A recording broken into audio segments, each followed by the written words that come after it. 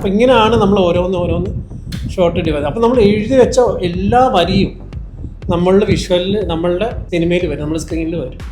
അതുകൊണ്ടാണ് സ്ക്രീനിൽ വരുന്നതെല്ലാം നമുക്ക് വിഷ്വലൈസ് ചെയ്യാൻ പറ്റുന്ന കാര്യങ്ങളായിരിക്കണം നമ്മൾ ആക്ഷനിൽ എഴുതേണ്ടത് എന്ന് പറയുന്നത്.